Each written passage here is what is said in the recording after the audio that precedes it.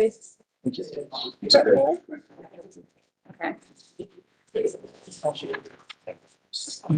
We, And I believe Takis's conflict was a scheduling conflict.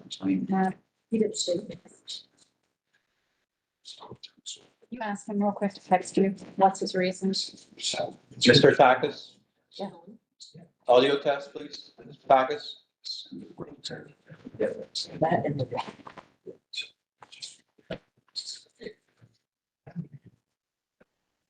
Takis just your one. He did. Can't hear him.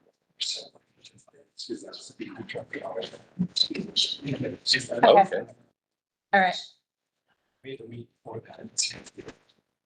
All right, we're going to call the meeting to order, and I would ask everybody to rise if you're able for the Pledge of Allegiance. Which I can't get. All right, so I Pledge allegiance to the flag of the United States of America and to the republic for which it stands, one nation, indivisible, liberty and justice for all. Thank you all. Good morning, please. That's not a lack of patriotism on my part. It's simply a side effect of my current bandage. If the clerk would please call the roll. Bagley, Here. Bailey. Mr. Stork, Here. Ms. Hayes, Here. Ms. Bomke, Here. Ms. Franklin. Here. Mr. Gordy, Here. Mr. Holmes. Ms. Holmes, I'm sorry. That's okay. Here. Mr. Kevin Salvis. Ms. Vasquez Luna, Presente. Mr. McLaughlin. Here. Ms. Mincing. Here. Mr. Walkinshaw.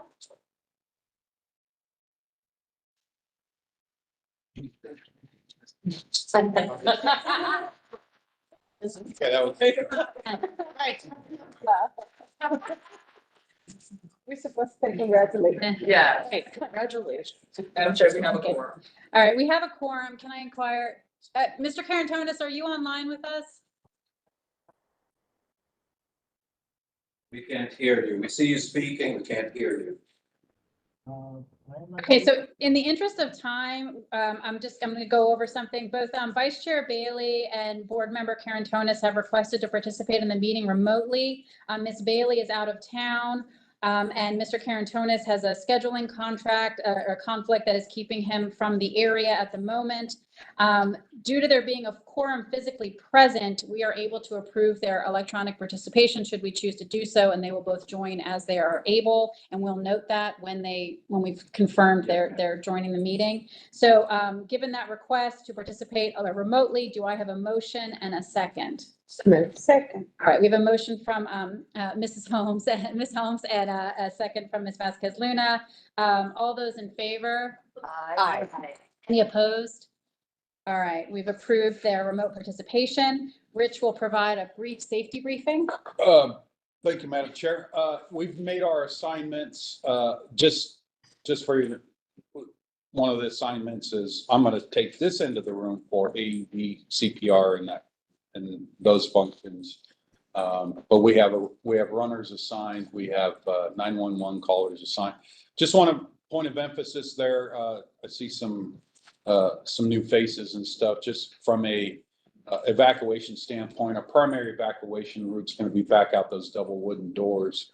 We'll take the emergency exit, not the elevator, stairs down, exit out the front, and muster over in the circle area over there. So that is my brief safety briefing, Madam Chair.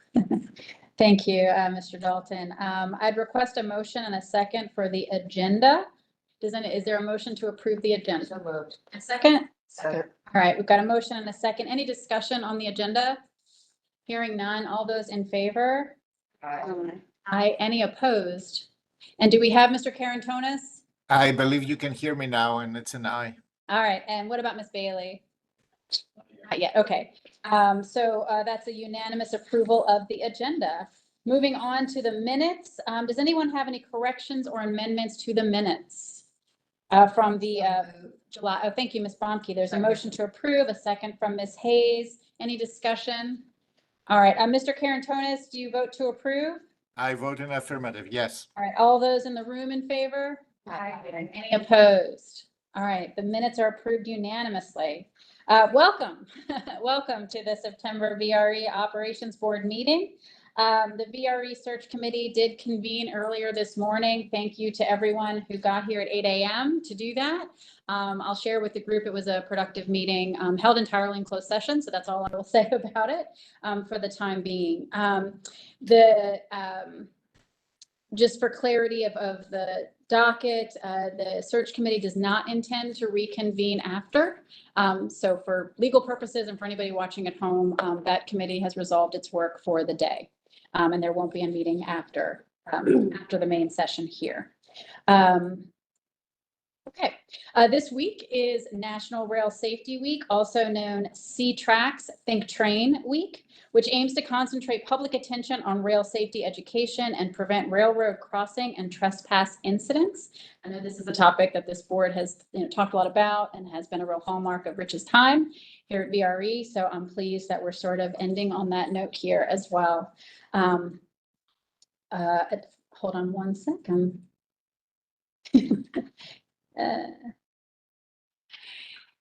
Ms. Broussard, do you mind connecting with Ms. Bailey? She's having trouble getting into the meeting. She texted me. Thank you.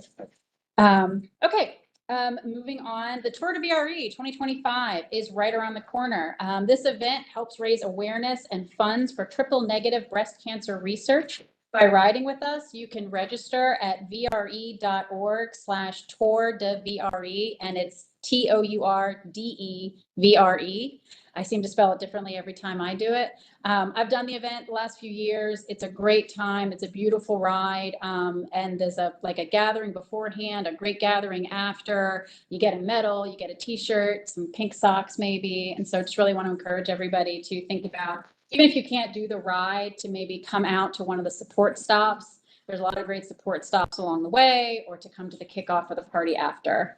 So thank you in advance to Dallas Richards and the whole team at VRE that has made this happen for many years. Next, we want to welcome our new counsel, Ms. Min Chao Kaur, VRE's new general counsel. This is her first ops board meeting. Thank you so much for joining us. We're excited to have you, and we've certainly put you right into it with all sorts of closed sessions and electronic meeting rules today. But welcome to Min Chao. We're excited. Finally, as we all know, today is VRE CEO Rich Dalton's last VRE meeting. As such, we're going to take a few moments here to recognize his dedicated service. Ready? Sure. All right. Let's do it.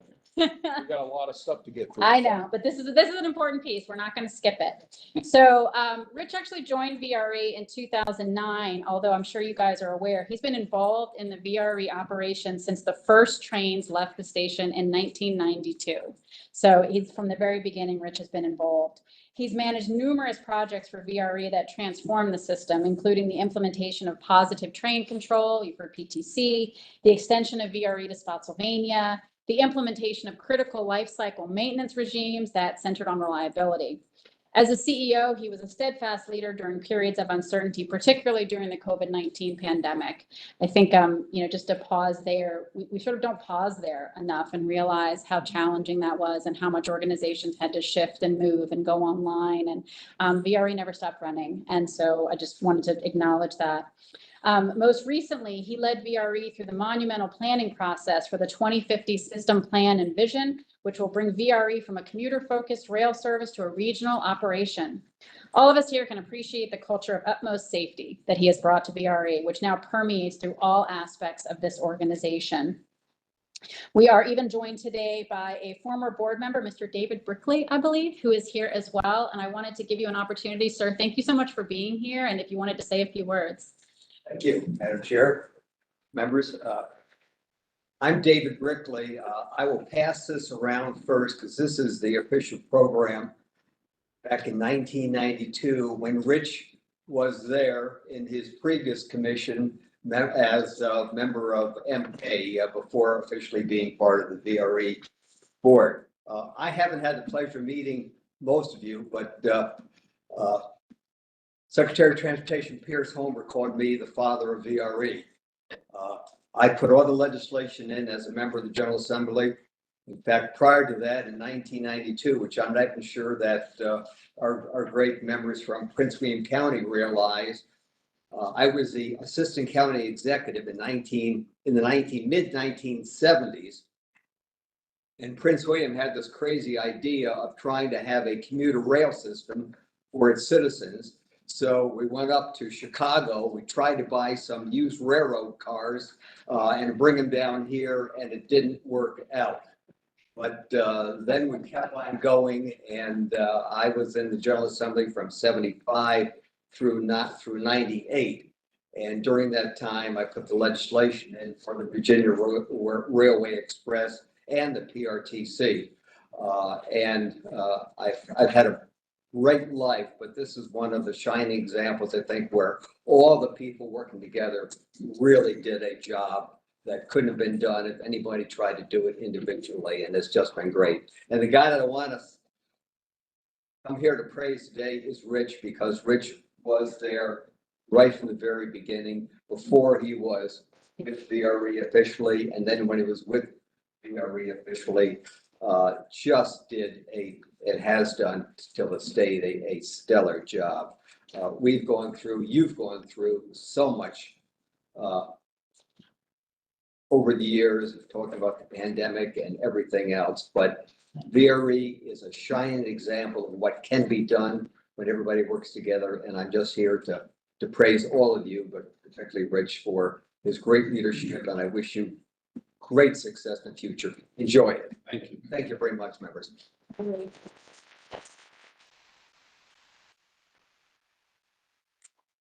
Thank you so much for being here. I think since joining VRE, and I've mentioned this before, I've just been repeatedly touched by the people. Once you're a part of it, you stay a part of it, and you know, the pride that people have in having founded it, and the regionalism, you know, the what it took, the cooperation and the regionalism to make this happen. And that's sort of my challenge to all of us moving forward, is now that is on us to keep it happening and to keep this, you know, spirit of cooperation and regionalism and really like shared growth together. And so I'm so pleased that Mr. Brickley could come here and acknowledge that.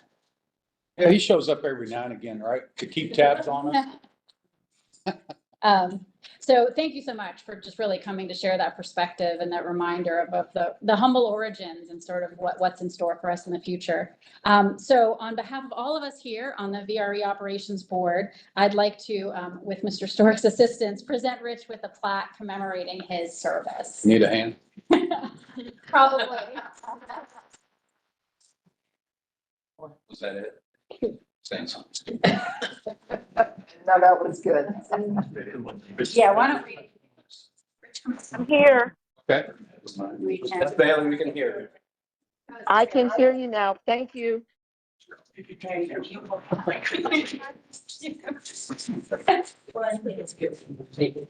Got there? Can you stay there? Nowhere to go. One more. More. More. Rick, one more. Smile.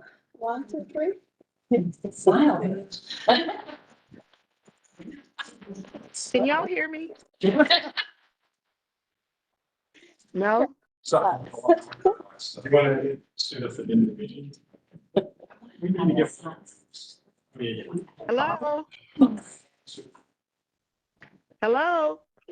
1 minute, Miss Bailey. We're letting Rich get together with all of his crew there.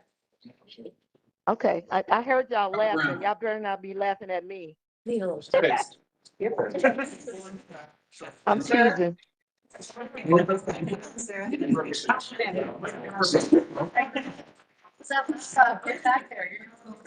All right. Tight. Drinks are cool.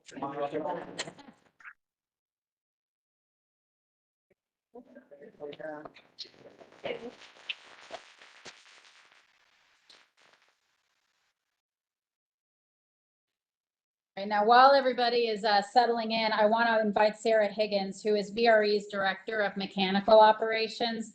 She has a token of appreciation from VRE. Yes, on behalf of the staff of the VRE, we just wanted to show you a little bit of appreciation and say thank you for all of your hard work. Thank you. Yeah, you're welcome. Is it a pen? Uh, It's, I very seldom carry a pen, okay, because I don't take notes and stuff like that. And that goes back to my Navy training.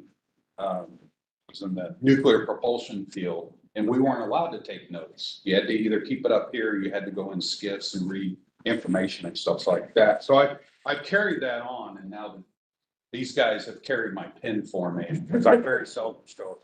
So I'm sure your general counsel loves hearing that. Yeah. It's a trend to get out of town. It's mine. Yeah.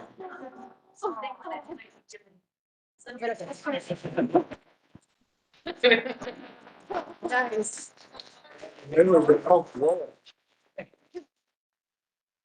Fishing pole. Spike, it's a railroad Railroad spike, spikes, yeah. yes. Cool. Very cool. You're welcome. Very nice. As the saying goes, didn't he? Very cool.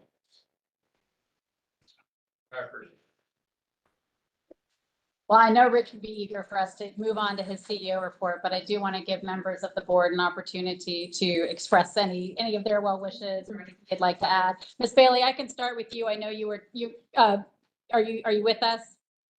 I am. Am I with you? Can you hear me? You have the floor. Thank you very much. Rich, you still can't retire. How about that? I wish you the very best. It's been an absolute joy and a privilege to work with you and to move this region forward. Your wisdom, your focus, your care, your commitment we will be forever indebted to you for that. And so we thank you for all that you've done for us and how you've put us in a path of success. So we wish you the best, farewell, and great wins, and enjoy your family, because that's what life is all about. Absolutely. Thank you. Appreciate you as well. Mr. Storr. Rich, we've had an opportunity to work together for a while, and I've learned an incredible amount. My focus, my knowledge was pretty limited, because I really had not experienced that. We have one station in our district, and it was really a chance for me to better get a sense of how does rail integrate with all the other modes of transportation, and recognize too how, particularly because Metro is also part of my district, how the two can really be compatible and I think complementary. And I think that's the future that we have.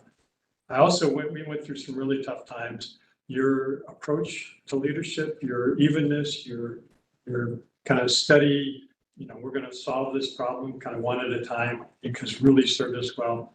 I remember, I think I said this to you, I remember being on the initial committee that hired you, and I really didn't know much. I was mostly there to learn and observe, and I wasn't really sure what all kind of leader we needed, but you absolutely have been the right leader for what we've needed to do in the past 5-6 years. And I know the commitment that it takes, the time that it takes from your family. Those are all huge things that not only make a difference, but also there's a lot of baggage you have to kind of take with you and then try to fix as you go along. Sure. I think your reasons for retiring make infinite sense, and your wife in particular deserves having you there, and you guys have a life that's a little bit less involved with helping the community and making a difference for all of us. Appreciate that. Thank you. Rich, I just want to thank you for your years of service and your leadership. And I wish you all the best in your retirement. I don't like goodbyes at all. Me neither. So I'm not going to say that because I'm going to see you. You are. But I do wish you the best. Thank and you. Thank you for taking a newbie and kind of getting me up to speed on VRE. I appreciate it. Thank you. So some of you may know how Rich kind of came into this position. He was not always the CEO beyond 5 years ago? Yeah, 6 years. Yeah. 6 years. And, thought he was the perfect match. So he became CEO. And one thing I love about Rich is that he has never asked for a thing. Of course, we try to show our appreciation as much as we can, but particularly during COVID, Rich just showed up He did what he had to do. VRE went through some very, very challenging times. We're still kind of getting out of the rut of it. But Rich never complained, never heard a bad word come from his mouth about the situation that we were in. He showed up, he did his job, and shied away from anything else. And Rich, I just appreciate your commitment to your employees, to our system. And we're gonna miss you. I mean, you're one of the good ones. And so wish you best of luck. And of course, I hope that we can also keep in touch as well. So thank you for teaching me everything about trains and transportation. And I just appreciated the opportunity of even just serving with you. So thank you. Likewise, thank you. I wasn't here for COVID, so as one of the newer members, I really appreciate your guidance, your education, and your leadership on all things VRE. Manassas Park is just one small stop along your huge rail network, but you've made us feel important. You've really supported us in our new downtown, and this parking garage has just made a world of change, something that the rest of you might think is like, okay, well, it's a parking garage, who cares? It's a huge deal for us. And VRE is just such an integral part of our community, and you've been such a fantastic partner and leader, and we really appreciate you. Thank you. Best of luck in your retirement. Appreciate you as well. Rich, I met you back in 2017, my first board meeting. About a year later, starting to work on a deal with CSX to construct Long Bridge and build a whole bunch of other improvements in the future. Get additional service on VRE. And the person we wanted to talk to at VRE was you. You were COO at the time. That showed that our confidence in you, because we could not negotiate this in public, had to negotiate in private, and we went to you. And you delivered every time with quick responses. You understood the gravity of the situation, and you helped us move it forward. So, and since then, look how far we've come. Construction is truly beginning. Under many aspects, if you've taken that train ride over Potomac, you've seen barges in the water. You've seen trees being cleared on along the VRE corridor, utilities being moved. So it's happening, and it would not have happened without you. So I could go on, but thank you for everything you've done. I still hope we have lunches in Fredericksburg from time to time. And this, as someone said, this is not the end. So you're a friend, and will continue to be so. Likewise, thank you. Say something. Rich, yeah, you're a kind class guy. And you've turned VRE into a wonderful partner for OmniRide. So I really can't say anything better than that. We, in many of our respects, administratively, structurally, have sought over the last few years to emulate what VRE does. So you guys have done a great job, and it's been a pleasure working with you. Enjoy your retirement. I'm jealous.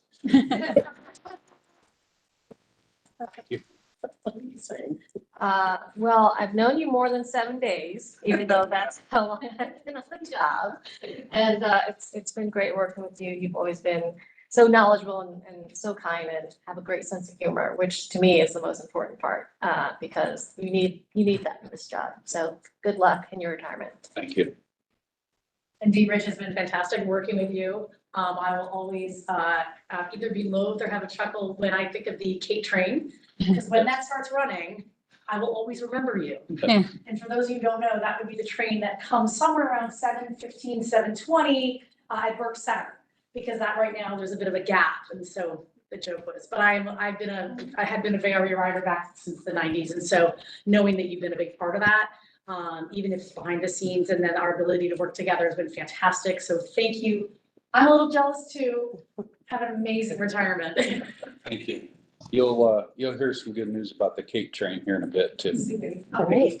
Well, Rich, I'm gonna go back, lean back on my Navy. So get ready. Bring it on. Get some switches. Bring it on. But one thing I've learned after 23 years of being in the Navy is that if you want to know what kind of leader a person is, look at the people that are around him. And I can tell you the people that are around you say a heck of a lot about you as a person and as a leader. And I saw that on the tour that we took, and with my son, and everywhere we went, I saw everyone just immediately come up to you, anxious to shake your hand. and greet you and you could just see the love and appreciation and all their, the way they interacted with you. And so, you know, the other thing in the Navy we say is bravo Zulu, you know, and it simply means well done, well done. And so, and I think as you come to the end of this chapter in your life, I think well done, sums it up very, very well. You've, you know, the scripture says, well done, enter into your reward. Well, your reward of retirement, which I hope to run into you on Lake Anna. Our boats are past, we'll cross that day. Yeah, let's not simply run into each other. Safety first. Joe must starboard, I will. Absolutely. So, and the last thing is, you know, it's there, we say in the Navy, because we have still ships today, not sailing ships, we always say fair winds and following seas, but anybody who's had a following sea knows that that's a miserable experience. The original saying is fair winds and flowing sheets, with the wind at your back, giving you full propulsion and at the right point of sail and at the fullest speed. So that's what we wish you, for you and your family, and definitely look forward to seeing you again soon. Absolutely. Thank you. Appreciate you. So I wrote down a few notes so I wouldn't forget what I was going to say, and I think that Mr. Gordy like read through my notes because he said almost no. I'm just kidding. But the first things that I was going to say was that I describe you as somebody who knows all things trains, and you know I described that you like that to our you know the members of Fredericksburg, like when we had the derailment. It's like, well, I know who to ask questions of, you know, because Rich Dalton knows all things trains. But I also, I wanted to thank you too for the Fredericksburg station, because that continues to be a shining star in our city.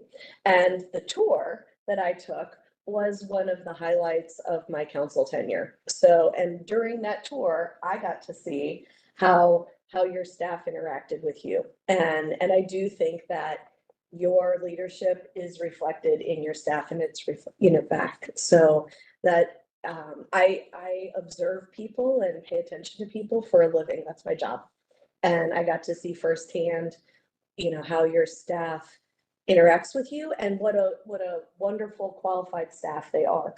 So I was going to say that. Thank you.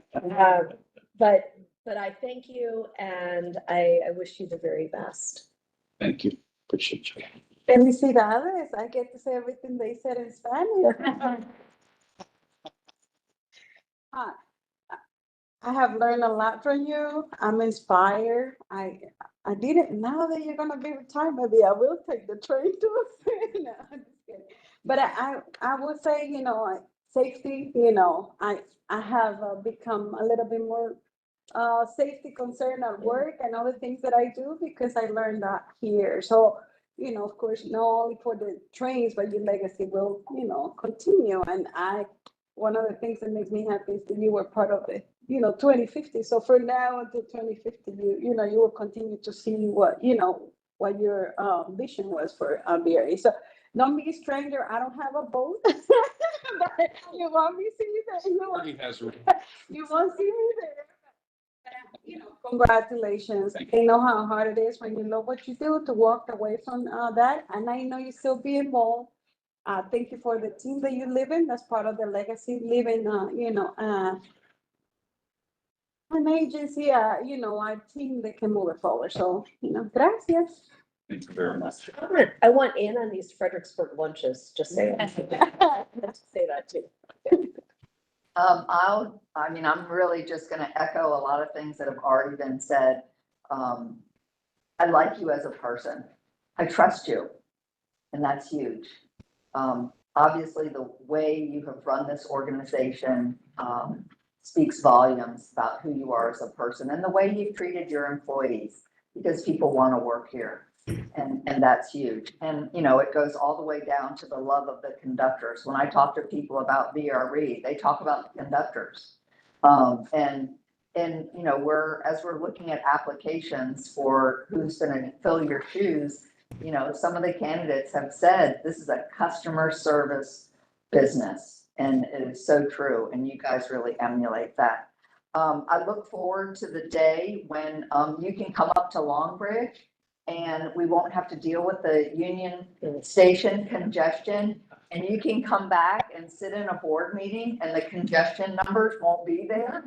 Because we know what they've been over the last 30 years. You probably dream about it, like, okay, is it gonna be 15 or 20 this month, right?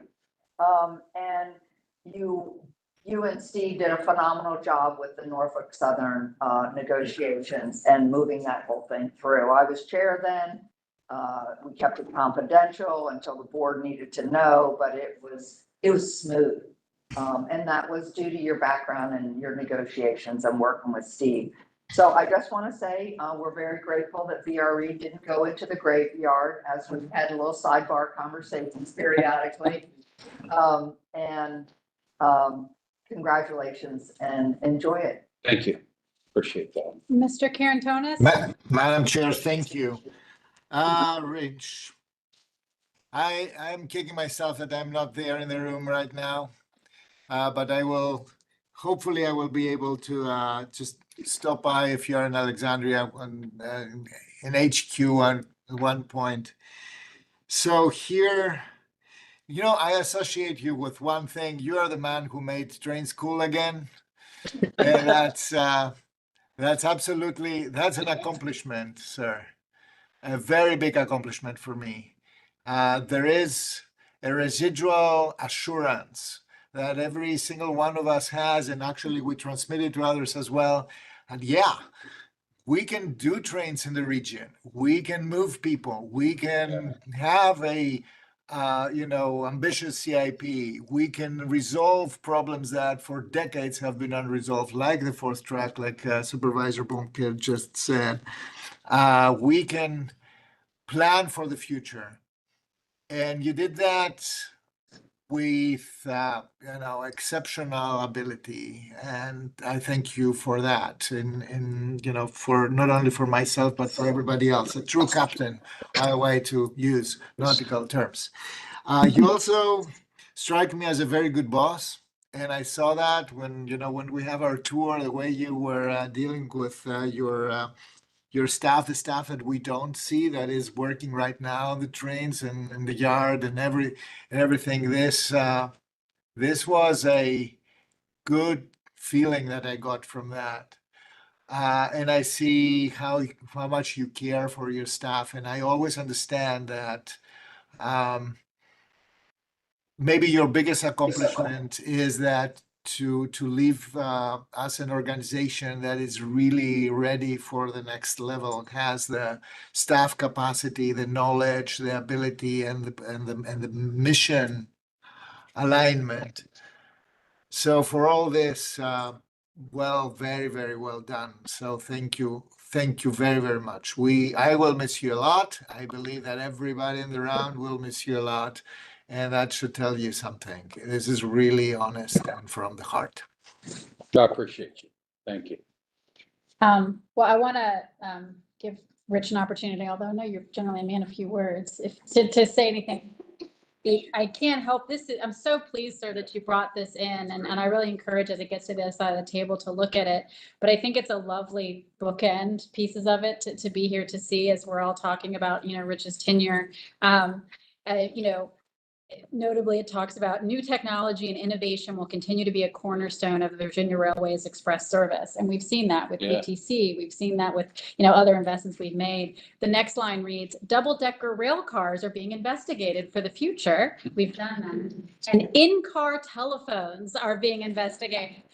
So I got a little chuckle out of that. But, as I sat here reading and listening to all of you, what's clear to me is that Rich's tenure and dating back to 2009 are really reflective of the founding goals of the entity, which was, in conclusion, the far-sighted NVTC and PRTC members that fought hard for the creation of Virginia Railways Express understand that the opening of the system is only the beginning. And I think that's what this recent era has positioned us for, is what's next. Right. So thank you. Okay. And am I doing you a solid now by moving on to the CEO report? I'll say a couple of things real quick. So I appreciate all the compliments and everything. I think most of you know, not one of those that, you know, strives to be the center of attention. I give all the attention to everybody else, but this is more in the form of a request. I think we all see how, you know, VRE as an organization can be operated, can be run, can be governed. A lot of you have, either sit in this room, you ride our trains, you do all those other kind of things. The request is keep it going, just keep it going. One of the things as a staff, I think most of us have come to the agreement over the years is that we're not afraid to try new things. But if we have things that we are doing and they're not working, stop doing them, right? Just stop doing them, and it's okay, right? So, yeah, the request is just to keep it going. If anything, please maintain that positive safety culture.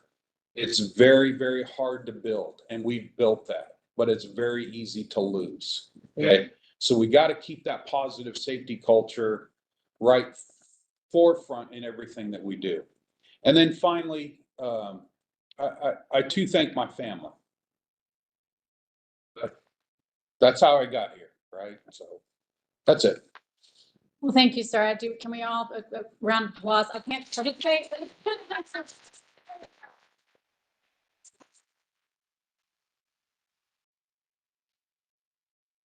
Right. Let's do it. Let's get back to business.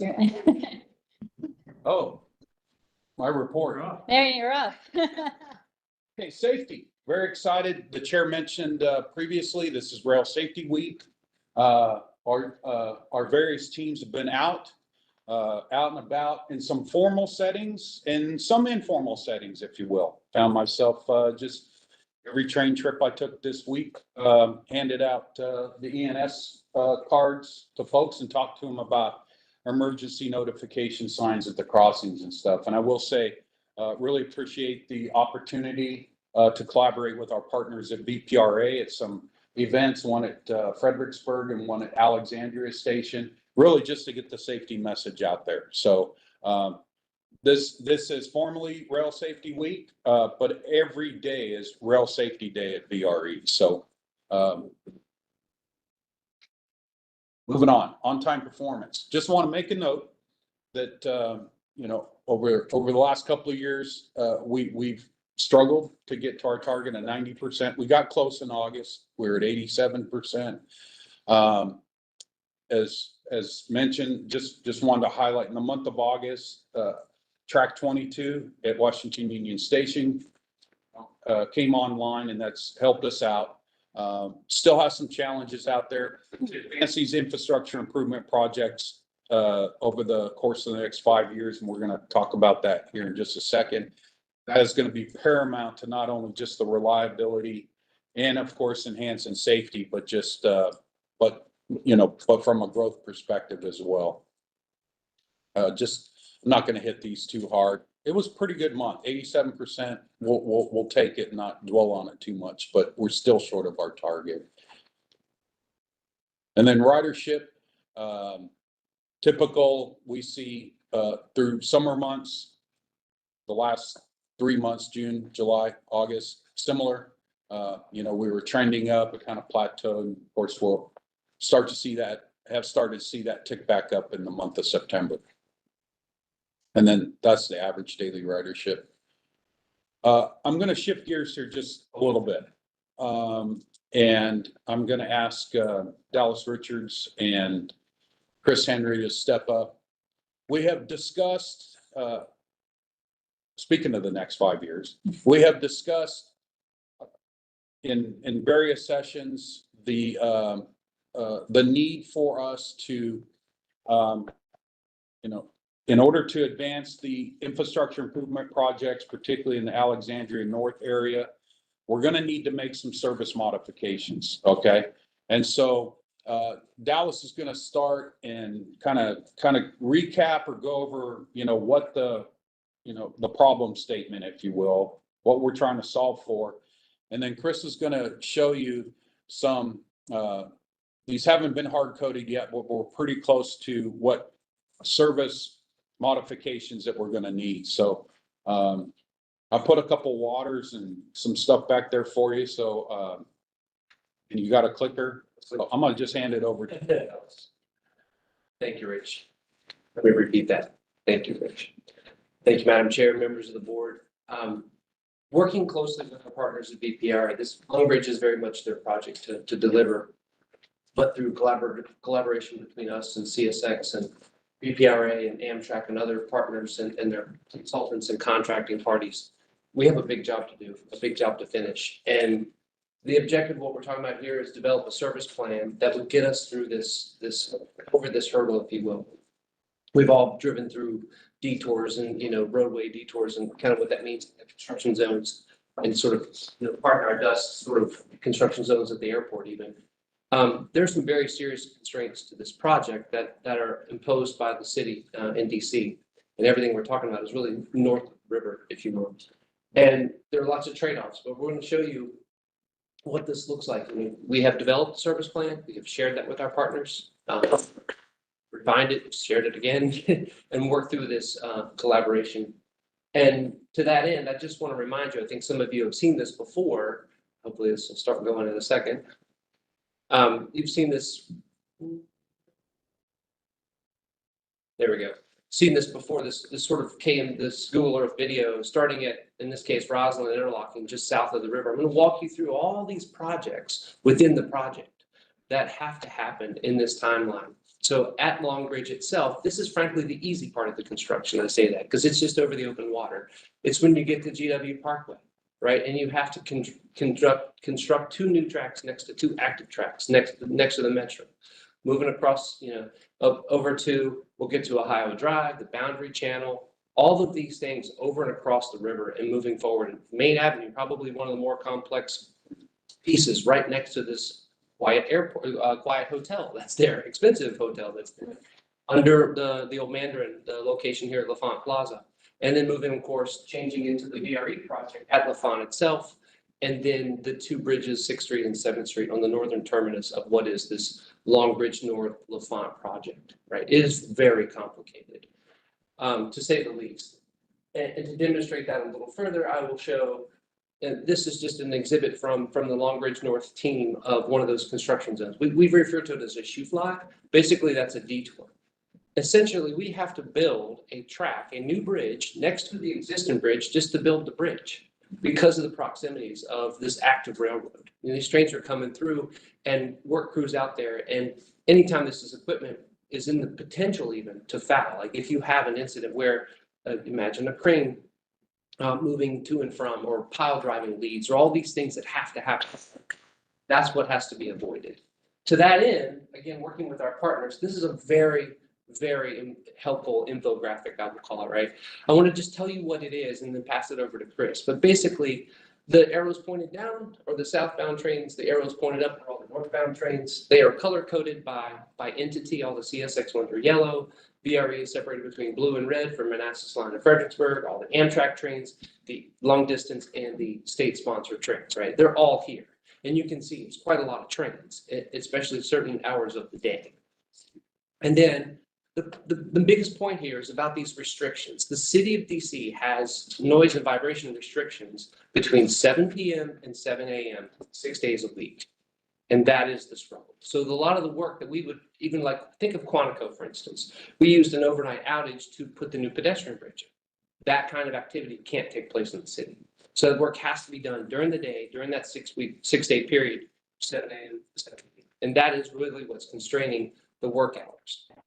Right. And that's a big part of how this has gotten so complicated, so complex, what was already complex. All right, with that. Yeah. So now the easy part, how do we keep running trains during all of this? So I wanted to start by acknowledging the Cape train, because to get to this point, one of the things we need to do as a service adjustment is adding a train to the Manassas line. We have, for the last 4 or 5 years, had a kind of a 1 hour gap between our current train 328 and 30. heavy demand for that train. 330, the current 330 now is our heaviest ridership train on that side.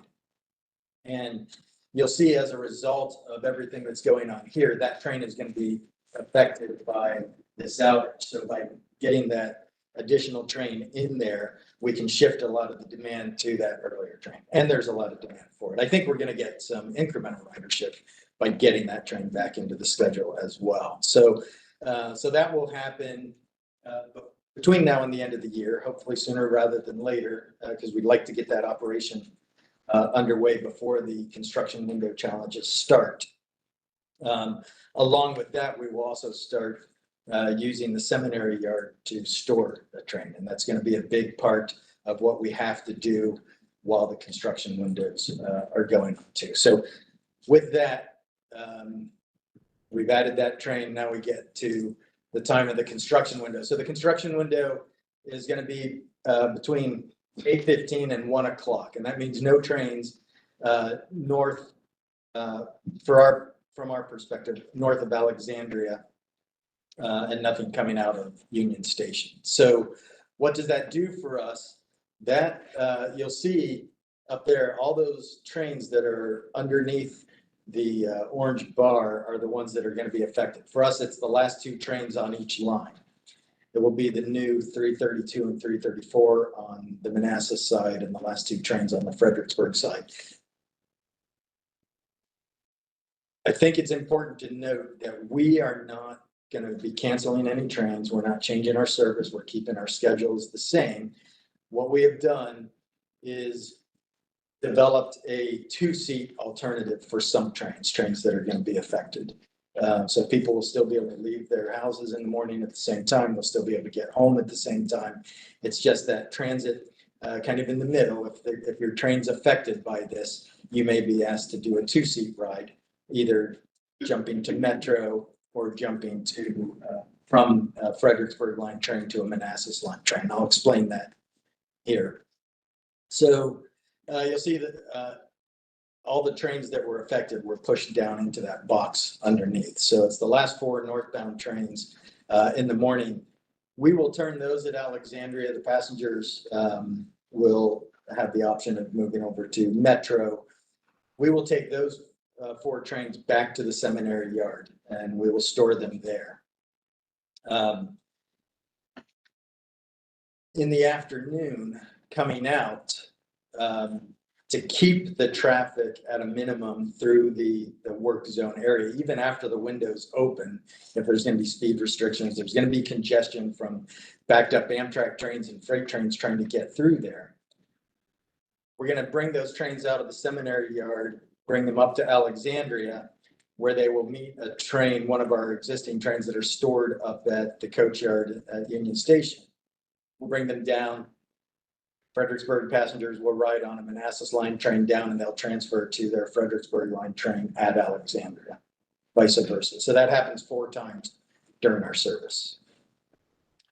What we've done, we've scheduled it so that, for example, if we're asking a Fredericksburg line passenger to take a Manassas line train down to Alexandria, we've made it so that the only adjustment they're going to have to make is a 10-minute earlier start.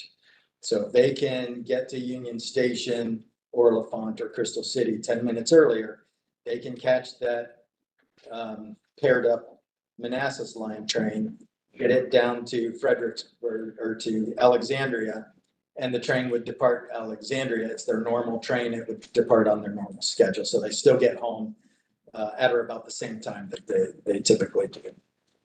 It's compared to what we've got going, what Amtrak is having to deal with, they're canceling service and replacing trains with buses and things like that. We think this is a pretty good alternative to help us get through it. It will impact some folks by adding the train on the Manassas line. We're impacting much fewer people of the Manassas riders. So the key is going to be getting that window back out. We have it set right now so that our midday train The one train that we would use would be the Manassas line train would come out first before all the pent up Amtrak demand. We would get that one train to come down to Fredericksburg, down to Alexandria, meet up with the Fredericksburg line train. So our midday passengers can still get south. Then there's going to be a 2-hour gap from 1 to 3 where Amtrak will have the opportunity to release all that congestion that has been built up through this 5-hour. I think that's it. I want to flip back a slide. Do any board members have questions on this part of the presentation, Ms. Franklin? Oh, sorry. If I could just add just a couple of things. So one of the other mitigating factor mitigations here is we will reinstate the Amtrak step-up program. And I really mean it this time. We're actually testing it right now. And as soon as there's a couple of, some people say bugs, I call them undocumented features. There's some things in there that nobody knew about, but nonetheless, once that gets resolved, our target's like by the end of the month. And so all of the state-supported Amtrak service, and I mean all of it, including Saturdays and Sundays, will be made available through the step-up program to VRE riders that have multi-ride tickets, and then they purchase that step-up feature there. So that particular during the weekday, that's going to help mitigate some of this as well. So just wanted to keep that on our radar. Like, we're not going to wait for this to happen. This is scheduled for on or about January 8th, January 12th to start. But so we'll reinstate that as soon as we can. Chris mentioned that we'll bring the Cape train in to the fold here, get all that locked down, get some folks opportunity to, kind of adjust ridership behavioral wise, and then implement this plan. The other thing I want to really focus on too is that there's opportunities once we get this started. We met a couple of days ago with BPRA, CSX, Amtrak. There's going to be a lot of people watching this from the implementation and watching it, meaning that if there needs to be some adjustments, some tweaks, we're going to be watching, not just from the train operation standpoint, but from the, again, from the ridership perspective. I mean, if there's something that, that's just way out of whack and it's not working and it wasn't conceived or whatever, we'll have a team focused on that so we can, and again, make decisions on the ground about making some adjustments. So I just wanted to put that together for you. This isn't just let's change the schedule, walk away and hope that it works. No, this is there is an entire team focused on this and will be focused on it to make it right. So anyway, just Ms. wanted. Franklin. Yeah, what's the total time frame for the project again? Track window outage construction period is currently scheduled for 5 years. 5 years. 5 years total. Okay, now, so will riders be impacted the entire 5 years? It is likely, again, we're going to measure and adjust once it gets implemented and track it closely, but it is likely that this schedule will be in place, if successful in that first piece, right, will be in place for the duration of that construction. Okay, and then I guess I'm just wondering what the additional impacts to, so we know that the riders that will be impacted by those particular trains will have to find alternatives, and we've mentioned what those are. I'm just wondering, for those that won't be impacted, like, will they still experience delays? Will they, if the tracks are being built right next to it and we still have some trains running, what type of maybe unintended consequences can we expect from construction? So I will offer Quantico as another example again, right? So during that construction, we have what's called a 707. It's a work authority. And in that case, trains are allowed to come through the work zone only by permission. We only stopped one train basically unauthorized at maximum speed during that entire construction period. Other than the scheduled work windows, overnight outages in those couple of cases. So the plan is to move through the work zone at maximum authorized speed for that and likely not impact it at all for all the other trains, right? Again, on-time performance measures, but running the same schedule, compressed a bit, as you can see, but running that same schedule through the work zone in the morning and afternoon. Okay, yeah, and I'm sure, you know, every so often you may have like, you know, an outlier that may impact commuter service. But, and I guess just my last question, I see the time frame that will be taking place each day, and I'm sure my question has some workforce implications, but I'm just wondering what the discussion was around doing it overnight or later in the evening when you don't have commuters.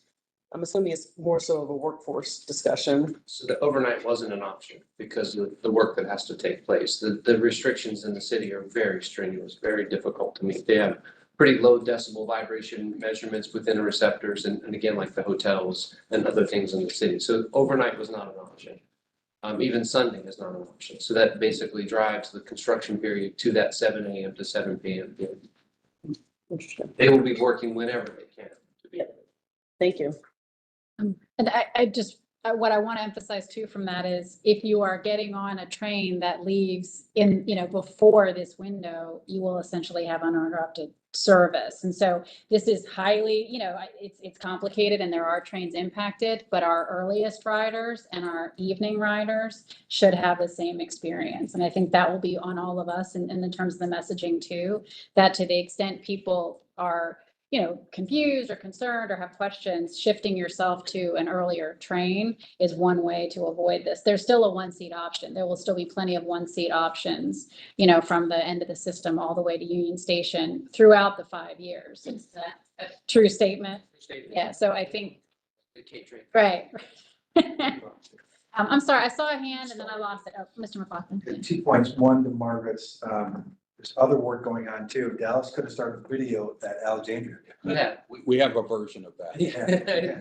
For purposes of the time, yeah, great. So there's important work going on there and we'll use those work windows. We'll use the work windows in Fairfax, which is Franconia Lorton area, Franconia bypass, Alexandria. We're encouraging everyone, our partners in Amtrak and others, to use the work windows. They have projects going on too. Speaking of Amtrak, there's shared sacrifice throughout. So this isn't just on VRE. I hope everyone knows that. You can see that here. CSX is moving train, Amtrak's moving trains. And it's not just gonna impact Virginia. These are Amtrak trains that go from the Northeast down to Florida. These are CSX trains as well that are throughout the whole area and Roanoke trains being moved. So there's shared sacrifice.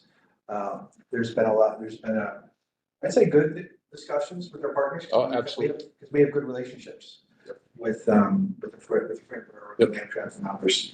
So it's been a lot of hard work to get to this point. And this is really the best of the bad options. I mean, no one enjoys doing this, but we think we're moving the most amount of people as possible while still getting important projects. Gosh, when you add it all up, it's well over $3 billion worth of projects done, trying to get that done as possible and on schedule. Otherwise, it goes longer and the project costs a lot more. And we all look for that time too. I said earlier, when we can sit in here and look at 95% on-time performance, that after Long Bridge and the other projects are done. So we look forward to that day. And I know Ms. Bailey has a question, but this is definitely beyond state of good repair work. I mean, this is going to transform our ability to improve so many metrics in terms of like volume of service and on-time performance of that service. Ms. Bailey, you had a question? I did, thank you. And it may have been said and I just missed it. Is there a generic communication plan that you have that would help us or help, you know, the process and what you're doing just to let the customer know, or is that necessary? Yeah. So, yes, we'll say we do have plans to do a pretty robust communication outreach for our passengers and everybody else. We had to get through a lot of this and we still have a few details to get worked out. I know Joe was asking today, we will have an actual page on our website, which will focus strictly on the impacts of these project windows and kind of trip planning for folks if they are confused by any of it. But we will start the communication out through our Train Talk network and through social media, really as soon as we can button up the last couple of things here. The earlier the better. Okay.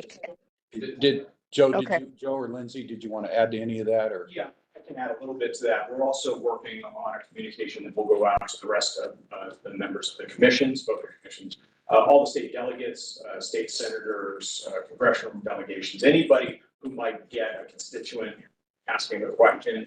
We're going to send out all of this information so they have that. And also VPRA has done a video that's going to go up. We'll put it on our YouTube page. They'll be hosting it as well. That sort of explains this in a more visual way. So that'll be available to people as well. Madam Chair. Awesome. Okay. Yes, Thank Mr. Carantonis.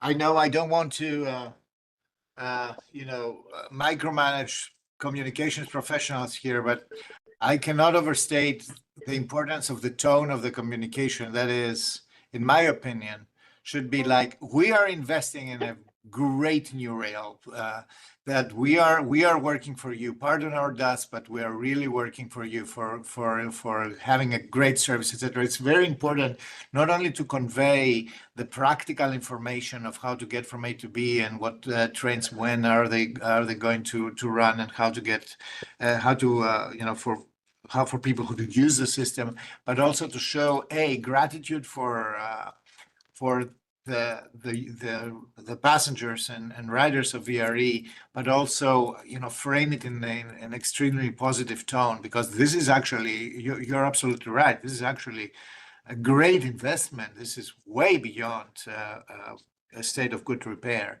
So I think that everybody involved here, including our elected officials and delegation, etc., need to strike the right tone and frame it correctly, so that we buy the general public's endurance and we have their buy-in to make it through the 5 years.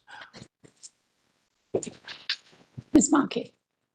Thank you, Chair Bagley. So I just want to kind of echo, my question was Andrea's question, is the communication piece. As we all know, that is the key to this entire project. And it is really exciting what you're going to accomplish. And it's a huge investment for the state. But I guess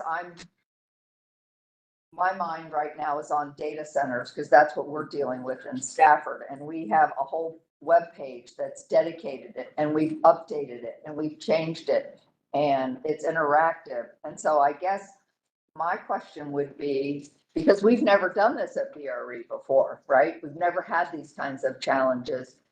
And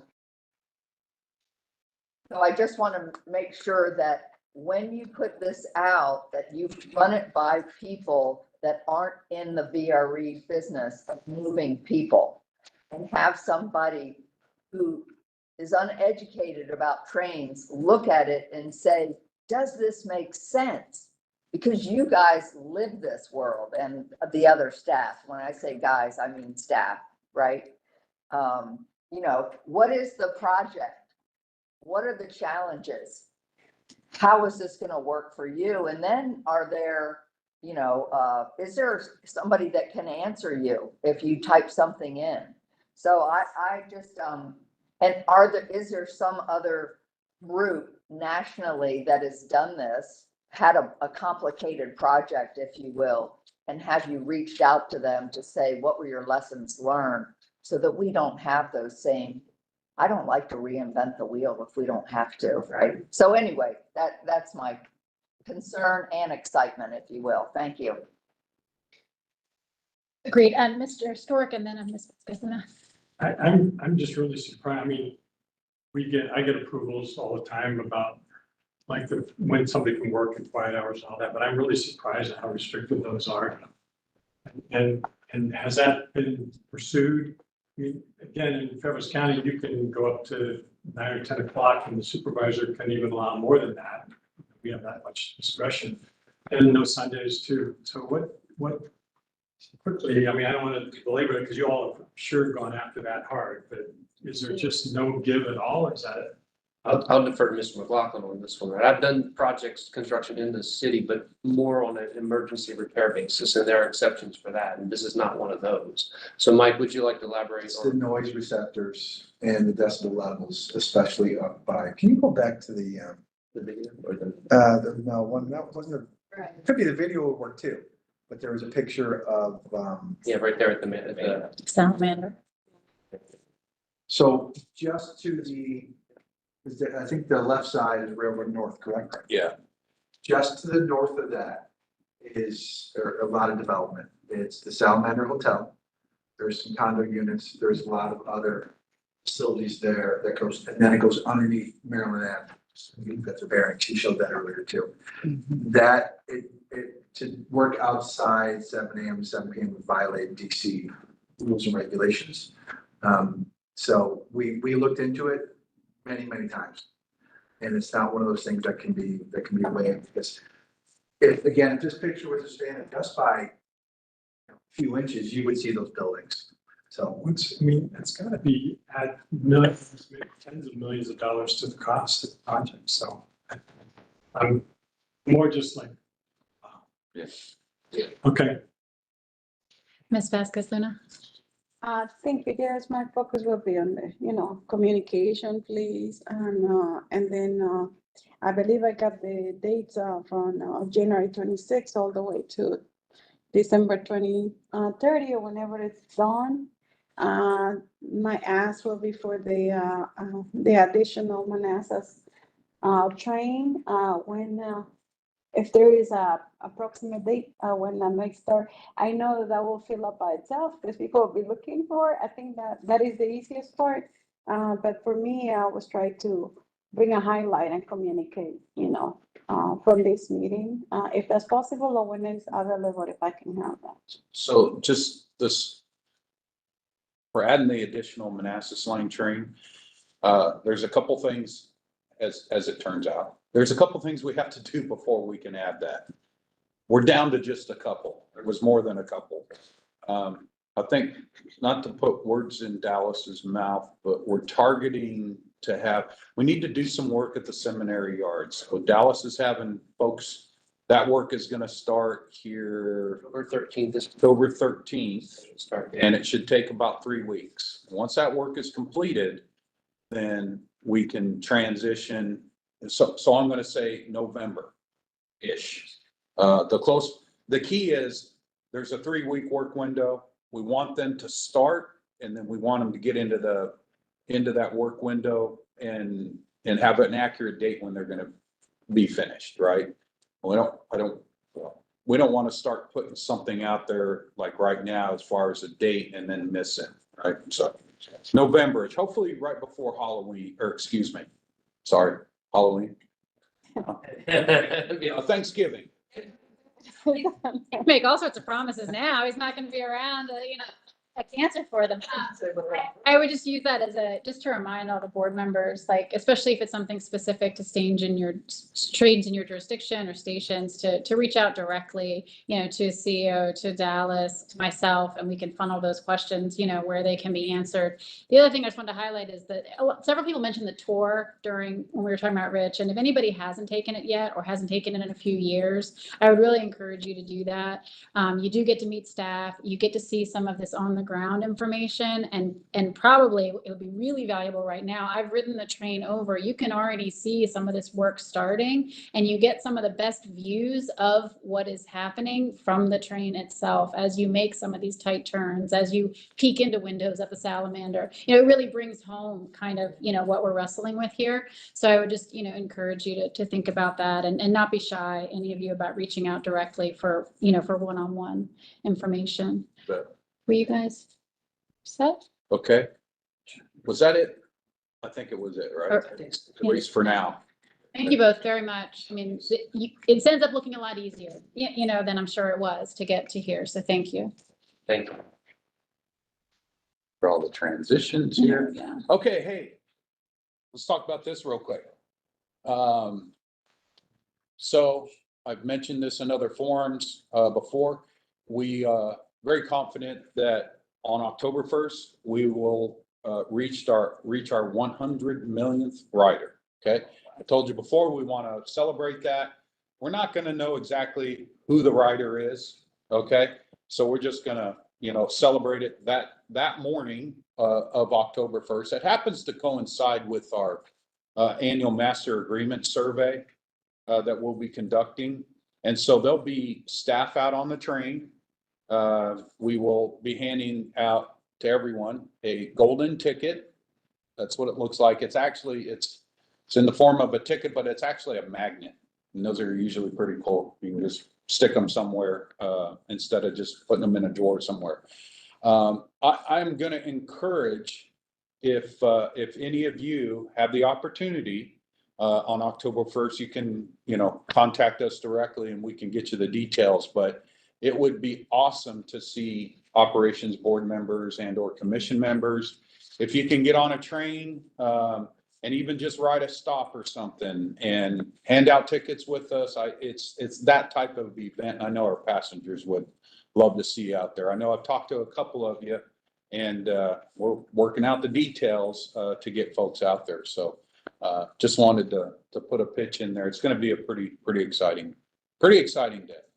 I plan to be at the Alexandria station and take a ride and enjoy. So look forward to seeing I any thought of you were you. gonna be the millionth rider. Well, I'm hoping that's a surprise, right? I get like the jumbo golden ticket, I get the carnival size. One Right. jumbo ticket. That's right. Okay, moving on. Other exciting news. The picture to the right, that's an aerial overhead shot of the Nexus Park parking garage. And we're nearing completion, but in order to reach completion, and this is going to sound a little weird, but in order to reach completion, we need to open the garage and let people start parking in it so we can go do one of the large final elements of the project, and that's resurfacing and repaving the existing surface lot, okay? So effective tonight, we are going to close down the surface parking lot, open the garage. We are going to force our riders to use the parking starting Monday, and while we go and get that surface parking lot cleaned up or actually repaved. The exciting part about it is we will, once that's done, we'll open the surface lot back up. I think we still have just a handful of punch list stuff to do there that's not going to impact riders, but this is exciting. Wanted to also just mention on October 21st at 2 p.m. and we'll send out more information. That'll be the official ribbon cutting for this project. One thing again I want to highlight with this project is that from a safety perspective, we will now have the parking garage effectively on the north side, the surface lots on the south side. So if you're coming from either direction, theoretically, you should not have to cross the tracks at grade, okay? There's provisions for it, but if you can avoid it, that's the safest thing to do. So we're pretty excited. And I think Ms. Mensing is excited as well. Yes, very excited. Okay, and then just quickly, staff updates. Yes, we did celebrate Steve's departure. Yeah, I guess it was week ago today, a couple of days. Anyway, gave us one last time to gather around, make fun of him, do different things. I did want to share real quick. He actually said something to the entire staff that I thought was pretty impactful. And that one thing that, and I know you guys are familiar with his background and his career and stuff, but one thing he said, and I'll paraphrase, but throughout his career, he always marveled at the work ethic and stuff at VRE and just admired the fact that we just really have that sort of grit to get things done. So, and he shared that with the entire staff. So I thought that was good. And that's the end of my comments, Madam Chair. Thank you, sir. All right. With that, we're going to move on to VRE's riders and public comment. VRE accepts public comments both in person and electronically via the VRE website. Members of the public wishing to make public comments have 3 minutes and should state their full name and the jurisdiction they live in. and written comments submitted before 8 a.m. this morning will be forwarded to the members of the board and attached to the official minutes. Do we have any of the members of the public here who would like to address the board? I'm seeing none. Madam Clerk, do we have any electronically submitted comments? Madam Chair, we do not. All right, thank you. So with that, we're going to move on to our action items. And I'm going to take a moment just to remind and point out to everybody, we have asked Rich to be sort of efficient in his descriptions this morning. We have a lot of action items to move through, and then we do have a closed session at the end. So not to dissuade any questions or discussion, but just being mindful that we are going to try to move through some of these as efficiently as possible. Thank you, sir. And so action item 9A. Consistent with the requirement for being fabulously concise. The only thing I want to say about this item, you haven't seen too much about Backlick Road Station. It's in our CIP. It's one of those projects similar to Rolling Road and similar to the Lorton Station, where we'll lengthen the platform and we will rehabilitate the existing station. So we have the concept. This is awarding a task order to go to do the formal engineering work to get that done. So that's essentially what we're doing. It's in the CIP. And again, from a safety, state of good repair, and a network efficiency standpoint, this is next in line, if you will, for that. Motion to approve. Second. All right, we have a motion and a second. Mr. Karantonis, I vote aye. Ms. Bailey, Aye. all those in the room in favor? Aye. Aye. Any opposed? All right, I'm sorry, I didn't call for any discussion, but just for clarity, we've already voted, but did anybody have any questions on that item? All right, thank you all very much. Moving on to item 9B.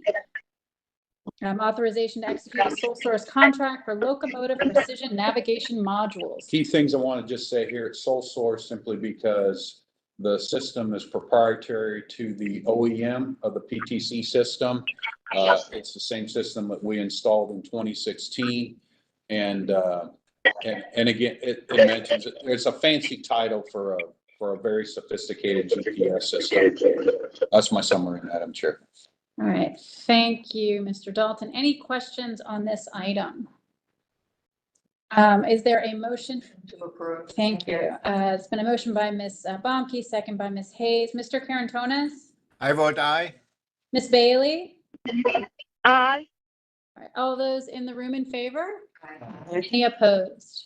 All right, the motion carries unanimously. 9C is an authorization to execute a contract for federal government relations services. Madam Chair, it's stated in the recommendation, went through a solicitation process and the technical evaluation is recommending that an award to Cardinal Infrastructure LLC in the amount stated for a 1-year base, 4-year 4 additional 1-year options. Just make a note that the total authorization amount stated is for the entire 5-year period.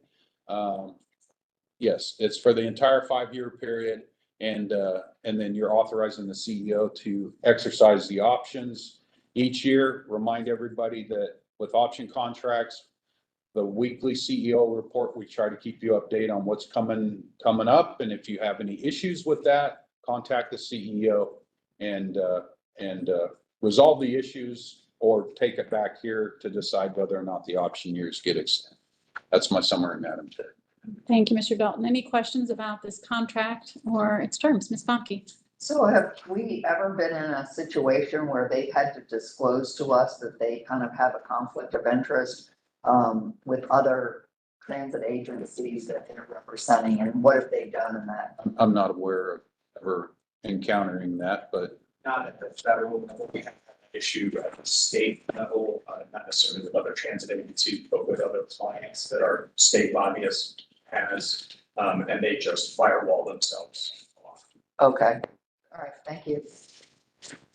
Thank you for the clarification. Anyone else have questions on this contract and its process? All right, I'd entertain a motion. So moved. Ms. Hayes has the motion. Second. I'll give Ms. Bailey the second. She jumped in there. Any further discussion on item 9C? All right, seeing and hearing none. Mr. Karantonis? I vote aye. Ms. Bailey? Aye. All those in the room in favor? Aye. Any opposed?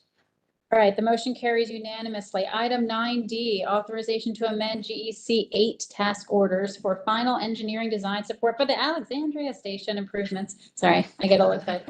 Alexandria Station improvements and King Street Commonwealth Avenue Bridge Replacement Project.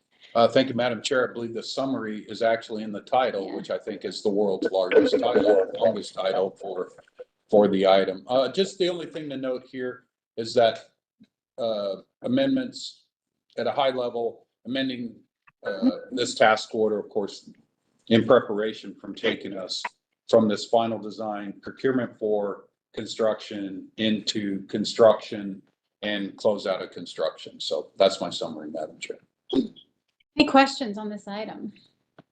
I just want to take a moment and express my appreciation. There's been a really good collaboration, I think, between BPRA and VRE and local Alexandria test systems, because this project, as noted, is not just improving the station for train users, but it's improving the experience for people driving under the bridges, walking under the bridges, biking under the bridges, and hopefully the bridges themselves won't be struck as often moving forward. The bridges themselves will appreciate the uplift. So I'm very excited about this project and the broad set of improvements that it will bring for everybody's experience in the area.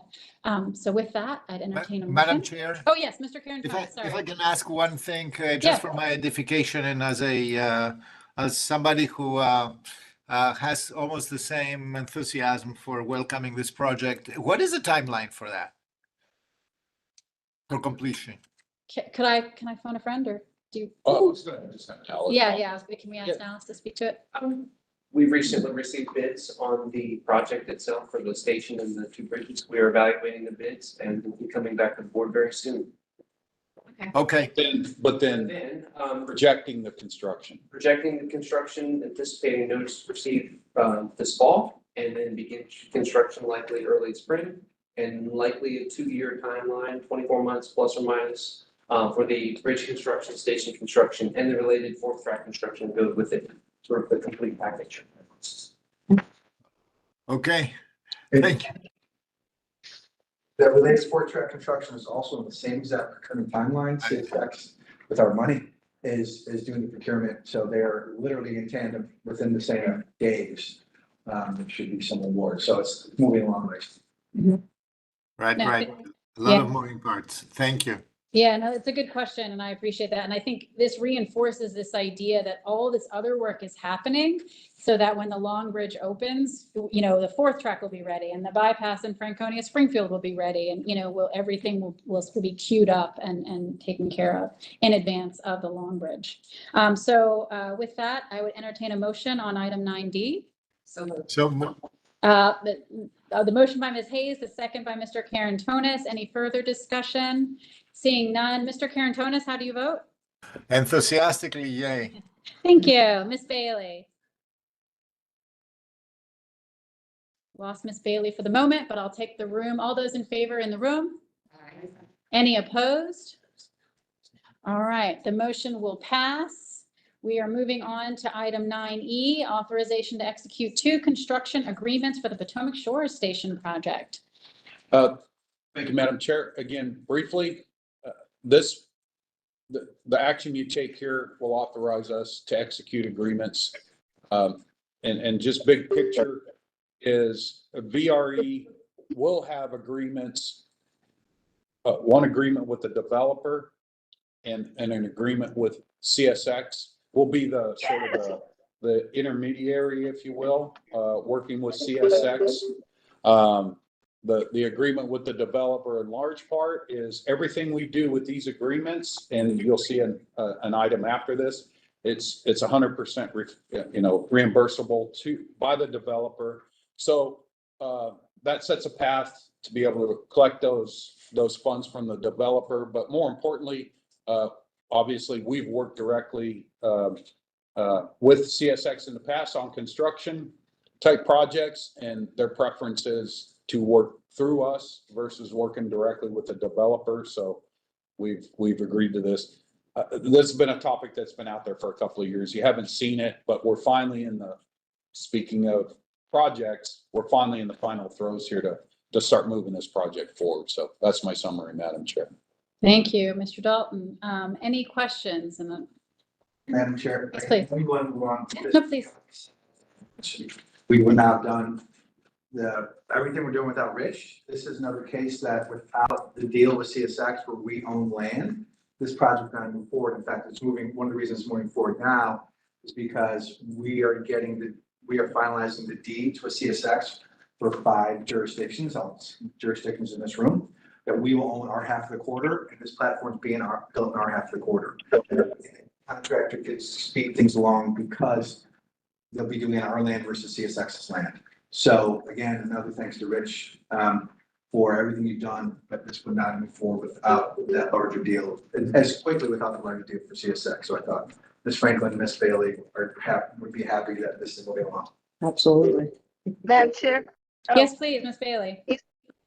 Yes, thank you so much. I'm sorry, the mute button went crazy, but I, again, as Mike just said, can't say enough. Thank you so much, Rich, and your team, and Mike and your team. This was such a collaborative effort. It has been a long time coming. I am thoroughly excited. It is in my district. I am thoroughly excited. Supervisor Franklin and I worked together on this, and this is a game changer for Prince William County. And so I'm just elated to have known a guy named Rich Dalton in the midst of this process. Ms. Bonke. My question would be, obviously, we're getting reimbursed from the developer. I'm assuming that developers putting up bonds in the event they go under. I believe they have bonds. They have bonds. Perfect. Thank you. It's not gonna go under, Meg. Think positive. It's not going under. I can't help it, old banker. I know. Madam Chair. Any other comments or questions on this item? If not, Ms. Franklin, I'd entertain a motion. So moved.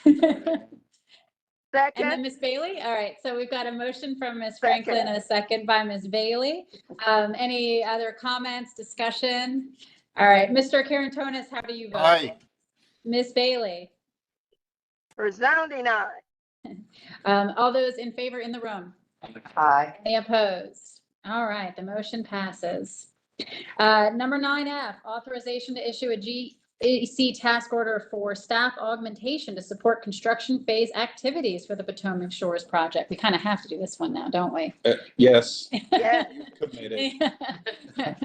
All right, are there, I'm sorry, Mr. Dalton. No, just in summary, again, as the title states, we'll have folks providing either directly with our staff and some consultants doing that oversight work, again, reimbursable by the developer. So that's And it. yeah, no, any other comments or questions on the item? Motion to approve. All right, there's been a motion by Ms. Hayes. Is there a second? Second. All right, and a second by Second. Ms. Holmes. All right, Mr. Carantonis, how do you vote? Aye, Madam Chair. Thank you. Ms. Bailey? Yay. Aye. All those in the room in favor? Aye. Any opposed? Aye. All right, the motion is approved. 9G, recommend commission approval of First Amendment to CSXT amended and restated operating access agreement. Mr. Dalton. Thank you, Madam Chair. Just simply put, as you recall, back in the 2021 era, we had a lot of documents flying around doing, to do the transaction. And more specifically, when the agreements between CSX and DRPT at the time split the railroad longitudinally, specifically at the Alexandria station, it wasn't as clearly documented in either agreements, basically who retained ownership, if you will, of the west and the east platform. Okay, so that was a very quick summary of the issue. This was something Steve was working on before he left. They spent the last couple of months being VPRA legal counsel, CSX legal counsel, and just trying to make sure that, you know, that the documents were, I'll just say solid. It was a recommendation, I think, out of all three of them to say, hey, look, just to eliminate any doubt in the future when none of us are here, is do this amendment, clearly document the West platform being part of our lease with CSX and be able to move on, okay? And again, not speaking that's my non-legal speak, if you will, but that's essentially what we're doing. There's no cost or anything like that involved here. It's just really solidifying the legal documents and stuff. So that's my summary, Madam Chair. I appreciate that. Any questions on this item? All right, hearing none, I'd entertain a motion to approve the First Amendment. So moved. Thank you. A second, was that Ms. Vasquez Luna? Thank you. Any further questions or discussion? Mr. Karantonis? Aye. Ms. Bailey? All those in the room in favor? Aye. Any opposed? All right, that passes. Oh, there's Ms. Bailey. All right, that passes unanimously. Moving on to item H, recommending authorization to submit a letter of support for the City of Manassas NBTA 6-year program grant application for phase 1 of the Manassas Line Trail Project. Mr. Dalton. Thank you, Madam Chair. This, the board previously, I think last March or April, had supported this project through a different funding application. So we're being asked to continue to support the project, but with their application with MBTA. So the project has essentially not changed. They're just chasing a different funding source here. So that's my summary, Madam Chair. Thank you, Mr. Dalton. And I'm curious who in the room can give us a current estimate on the number of bikes getting on VRE daily? We were tracking that for a while. Yeah, on the, we is it, continue to track it. yeah, It's nearing like 2,000. yeah. And so I was just going to restate that. I mean, this is a legitimate, investment, I think, for us to support is, people getting to the stations in ways including bikes. And we're seeing that already. I had looked, so thank you for checking, and 1,900 people, and I've done it myself. So I'm very excited to see us continue to support this kind of connectivity, multimodal connectivity between our service and other modes of transportation.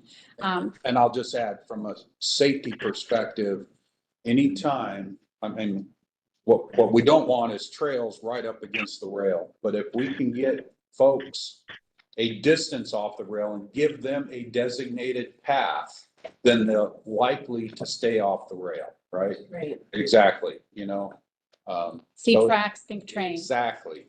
Without putting up a bunch of fences and all that kind of stuff, so. Ms. Mensing. If I can, this comes through Manassas Park, and we are planning on putting the trail down significantly where the power lines are, so they would be more under the power lines and in proximity to the tracks rather than next to the tracks. Right.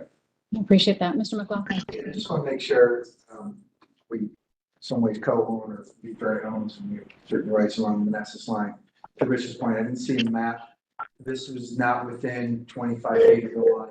If we need to maintain the line or anything, that's not a problem. Yeah, it doesn't interfere with it at all. It's well off, to Ms. Mensing's point, it's well off. Exactly. Thank you. All right, thank you, everybody, for the comments. Any other, yeah, no, please. For us, it would be something important, but as we know, our buildings are right there. We just, I think on Tuesday, it was public that, we have big projects coming. I just want you to know that we, knowing all this, I mean, we don't know how it's gonna go, but we hope to get it. But we have made adjustments, so, those building, the parking building and any housing that comes there, it's gonna give us enough room, so we have plenty of space, in both sides. I think that's a great point as well, in terms of our role as, the elected bodies feeding into this, what we build near these stations and how we build it, and our mindfulness of, how will people living in those spaces built near the, near stations access those stations. I think it's great that you all are, mindful of, okay, we're not just going to put housing near it, but we're going to put it in a way that people can walk, bike, and use other means to get to these stations. So I appreciate that call out. Any other questions or comments on this item? I'd entertain a motion. Make the motion. Thank you. There's a motion. Is there a second? Second. All right, thank you, Mr. Gordy. There's been a motion and a second. Mr. Karantonis, I vote aye, Madam Chair.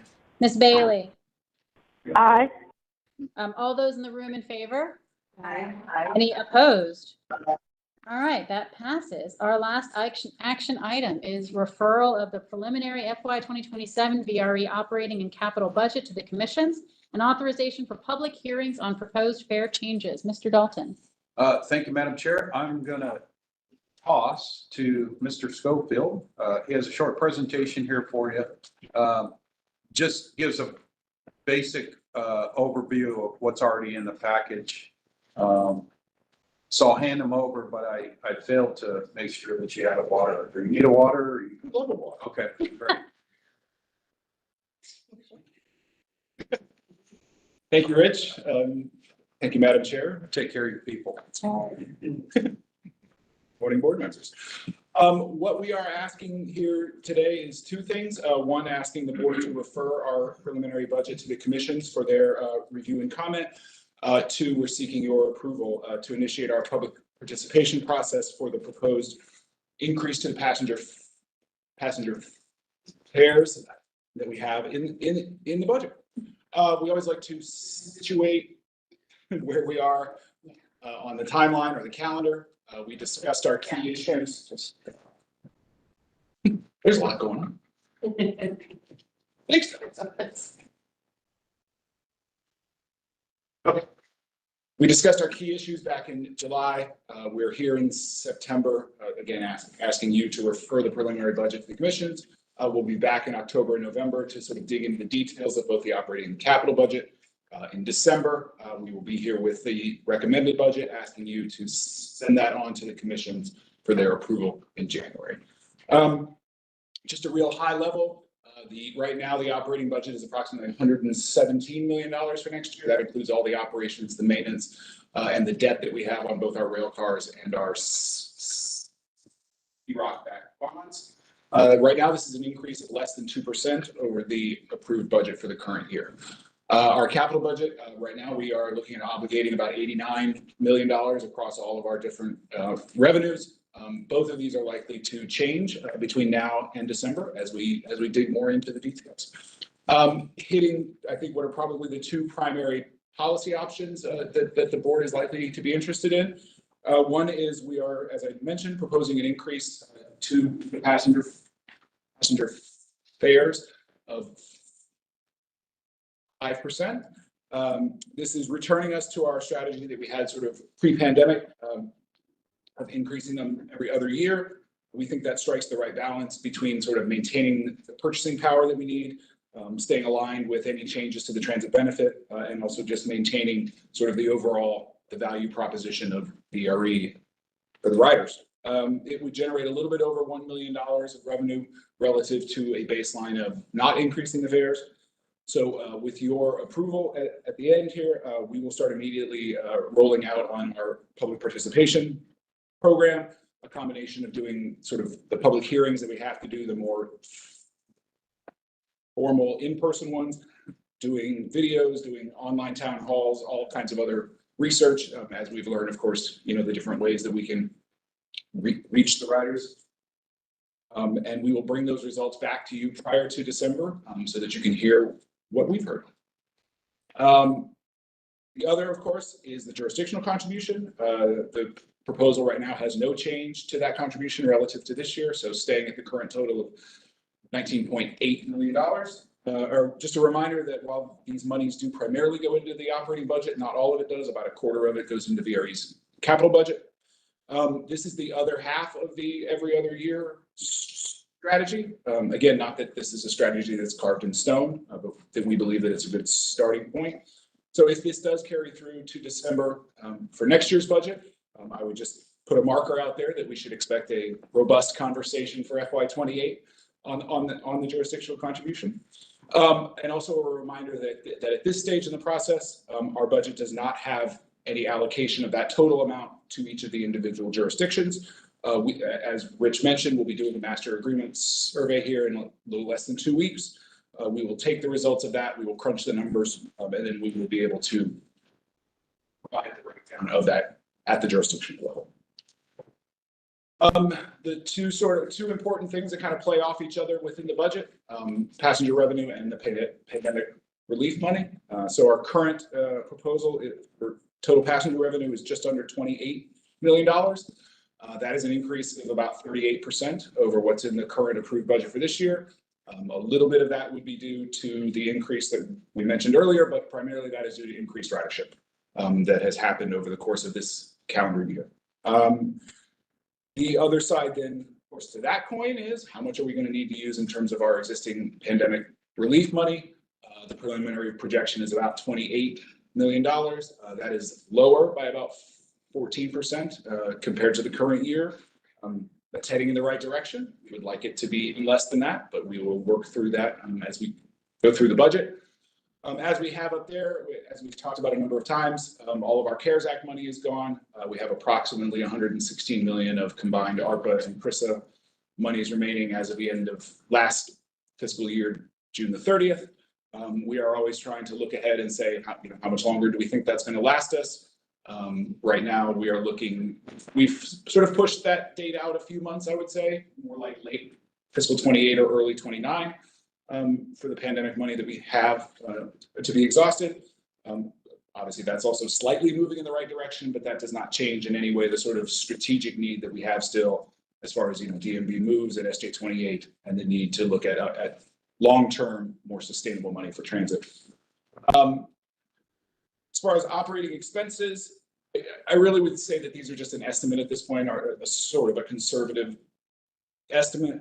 In particular, just referencing back to Rich's discussion during his comments, we will have service adjustments related to the work window as the service planning progresses, and we need to incorporate that into the budget. We will, but we're still running the 32 trains. The total mileage of the trains is still going to be pretty similar to what it is now. So we think that for this stage of the budget that we have an accurate projection in terms of those costs.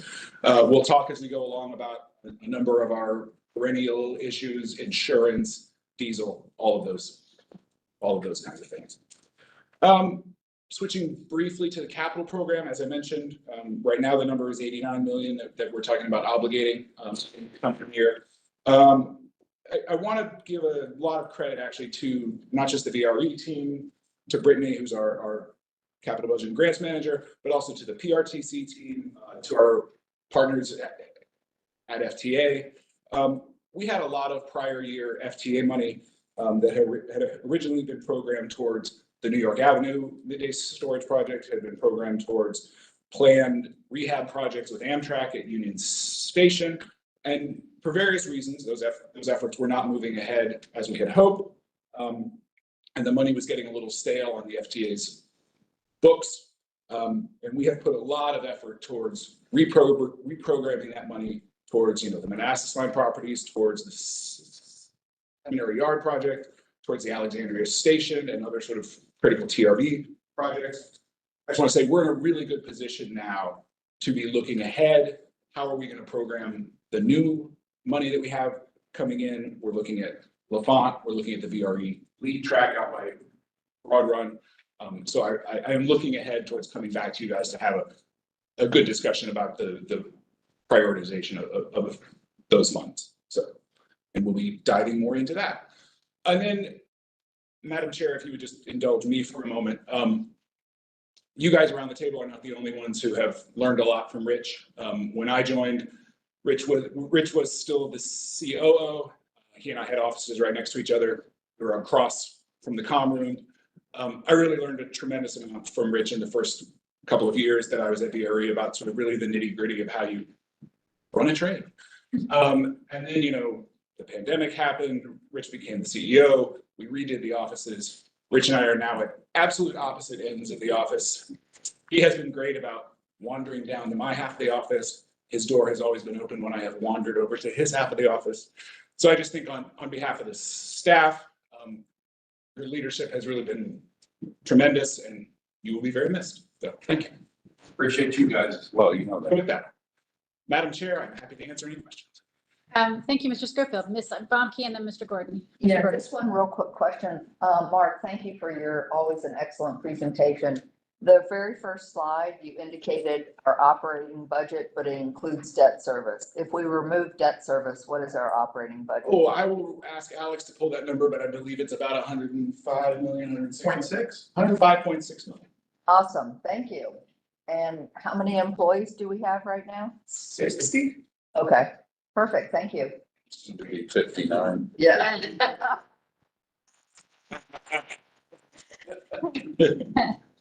Mr. Gordy. Just to kind of mirror or put our previous conversation about what we need to do because of the restrictions in DC to the fair conversation. If we are now giving folks, requiring them to take 2 seats rather than 1 seat, what does that look like? And or will they need, how are we going to equate that? Because if normally they pay 1 fare, they go all the way into the station, but now if they've got to get off and then take a different mode of transportation, what does that do to their fares and their cost of using this transit? Do you want to say something? At a high level, those are things that the team will be analyzing here over the next couple of months. And again, from a projection standpoint, now that and I just want to emphasize, going back to that previous presentation about the award schedule changes. We just got to a point Wednesday with all of the stakeholders where we think that's where we're going, or we're pretty confident that's where we're going. So now we fed that over to Mark and his team and other departments and stuff. They need to further that analysis. So I think it'd be way too early to suggest what that impact would be. And as far as a budgetary kind of an impact, I think, we'll be leaning on Chris and Nick and, if you're a passenger who's currently riding one of those late morning trains, are you gonna stick with that train and do the 2-seat ride? Are you gonna maybe move your trip earlier in the morning? Or are you gonna leave VRE and try to find another way? We don't know exactly how all of that's gonna break out with the customers, so we'll be trying to dig into that. Thank you. Ms. Franklin. Just a quick question with regards to the pandemic funds. I'm not sure I really understood that particular line. It sounds like we want to reduce our dependence on it. But do we have money left over or don't we? I'm sorry if I wasn't clear. So right now, we're projecting that for FY27, that we're gonna need to use $28 million of it in order to have a balanced budget. The amount that we have budgeted for FY26 is higher than that. I believe it's about 31 million or so, 32 million dollars. So the trend is in the right direction, that we're using less because we would like to use even less. Sure, that makes sense. Thank you. Can I ask a follow-up to that? So is the tail getting a little longer or we don't quite know? In terms of months, yes. In terms of years, no. Right. So right, that for 14% less, should it become 16% less? We're talking about incremental additions for an extra month or two. Okay, but it is headed in the right direction. I mean, I think that's an important takeaway here, is that as ridership has gone up slightly higher than the budgeted projections, revenue's gone up. An inverse relationship on these pandemic funds. I just don't want to give the impression that like SJ28 don't need it anymore. Like we definitely still need to continue to move. And you alluded to this, and so apologies if I'm asking something that you sort of covered, but I want to ask it maybe in a different ways. Are we queued up well such that the enactment of any SJ28 DMV move style changes will meet us where we need to meet us with the end of our pandemic funds? Do we currently have, are we tying those two paths together? That's going to be one of the major topics at the next SJ28 meeting of the subcommittee. I mean, I don't want to speak about how the political process may play out and wouldn't say, but I do think the message is evolving that VRE has like tiers of needs, right? We have this structural need, left over from the pandemic. And we have, roughly an FY28, 29 timeline when that's going to be needed. And then we have this next tier of needs, which is once Long Bridge opens, how do we take advantage of all the capacity? And that we need that first tier now-ish.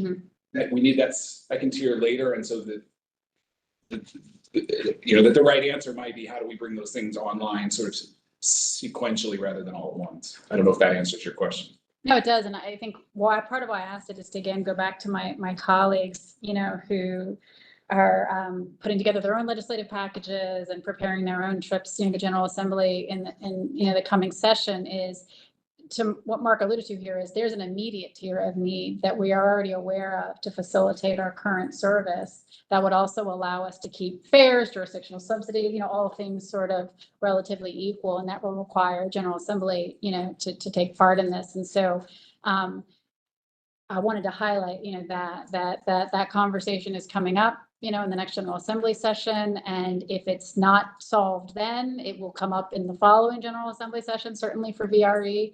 And, we're going to want to be a part of that and advocating for both that present tier and the future post-Longbridge vision of service that our 2050 plan has laid out. I hope that's accurate. Any other, if I missed a hand, did we have Mr. McCourt?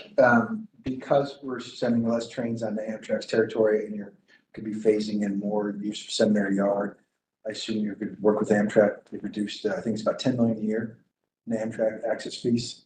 I think by the time everything is fully in place, it'll be sort of it'll be, yes, incrementally, we will be paying less and less to Amtrak, which will be good for you guys too. Yes, because we pay 84. Because you guys absolutely chip in for us on that. Sure, they can find other uses for that, so don't. There are other costs are going to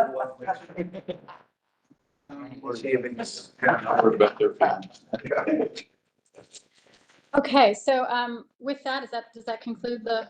That concludes. Thank you. All right, thank you for the presentation, Mr. Schofield, and your able support there with the numbers at the ready. Is there any other questions or comments? If not, I'd entertain a motion to recommend approval of the preliminary budget. Mr. Gordy, was that a second, Ms. Bailey? Yes, it was. Okay, there's a motion and a second. Mr. Carantonis, how do you vote? Aye. Ms. Bailey? Aye.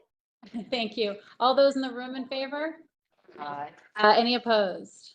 All right, thank you, everybody. That motion passes unanimously. Moving on to the spending authority report. Okay, thank you, Madam Chair. So we will not go through each of these. There's like 4 pages of them. And so if you have any questions, these are actions that have already been taken. If you have any questions about these now or in the future, but if you just breeze through them, this is just, I'll just say general business stuff, if you will. The reason why the list is long, this goes back to July, August. So anyway, that's my summary. That's the information item, Madam Chair. All right, did anybody have questions on any of the individual items in the spending authority report?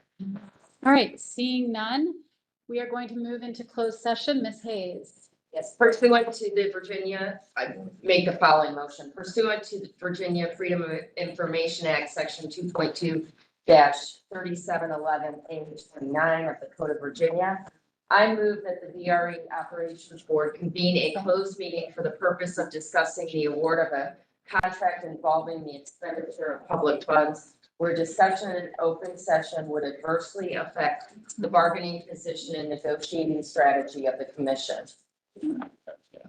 Thank you, Ms. Hayes. There's been a motion. Thank you. And Ms. Bonke, a second. Madam Clerk, this is a roll call vote. Sure. Ms. Bagley? Aye. Ms. Bailey? Aye.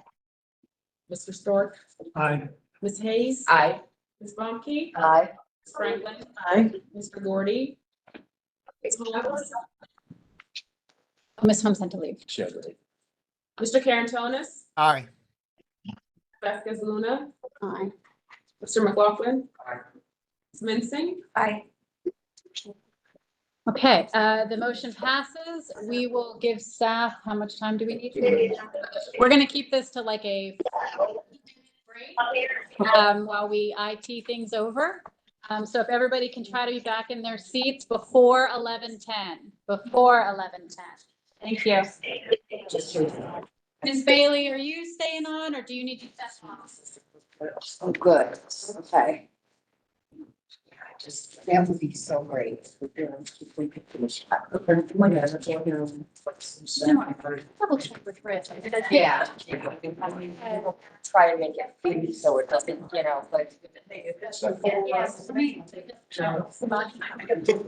Really? Yeah. We'll keep it going. Let's take your.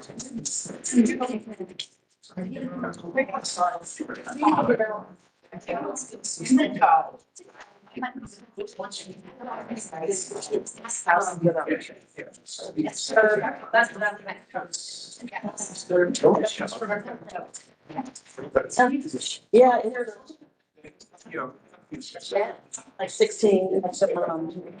Yeah, they were using the old geezer. But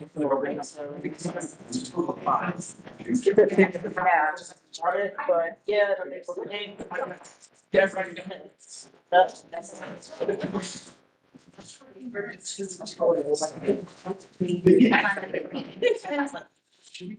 Sounds like a recording. Why is your own voice just like I know, I know. grating on your ears? Feel the same way. That's Ready? Okay. Thumbs up All from right. John. Thank you, everybody. We are back. I will turn that over to Ms. Hayes.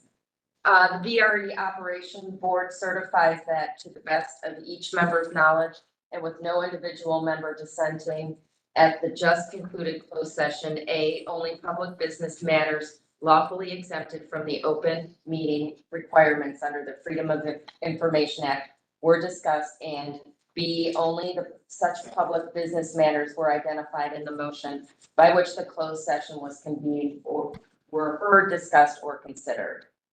Okay, thank you, Ms. Hayes. I'm not seeing the clerk, so I'm going to do a quick roll call vote if that's acceptable.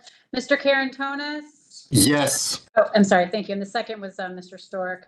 Mr. McLaughlin? Ms. Mensing? Ms. Franklin? yes. Mr. Stork? Yes. Ms. Hayes? Oh, she made. Ms. Yes. Hayes. Mr. Gordy? Yes. Ms. Vasquez Luna? Okay, everybody present has certified the statement. Is that acceptable, Ms. Gordy? Yes. Thank you. With that, we have operations board members' time. I want to thank everybody for being here today. Mr. Brickley, who's departed, for joining us. And, you know, one last kudos to Rich. Thank you so much Thanks, for everybody. getting us through this meeting. I will see everybody October 1st at the Alexandria Station for 100 Million Rider Day. With that, Mr. Stork. So I will not be there for 1 million right a day. I'll be with my grandkids, which I'm sure Rich will appreciate. Absolutely. But I absolutely enjoyed it a great deal. Rich, appreciate the opportunity to work with you and what I've been able to do. I'm hoping to fly forward and continue to commend VRE, really be the commuter railroad in the country. Right? Absolutely. And I'll just, if I could real quick, Yeah. just, I'll just restate again. Remember, I'm not dying or anything, so I will distribute contact information. Yeah. And you need to, you know, everybody feel free to just reach out to me. I want to also state that I said something to you at the conclusion of the MPTC meeting.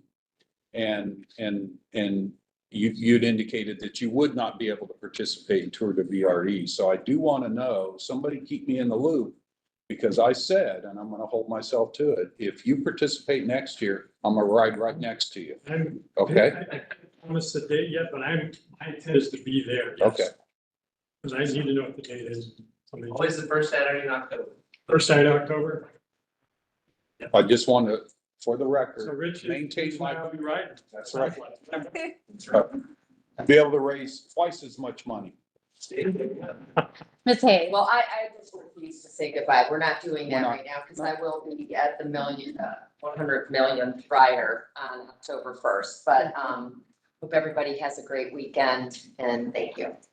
Yep, Rich, thank you for everything once again. I will also be at the 100 million trillion rider thing. And hope everyone enjoyed this nice weather.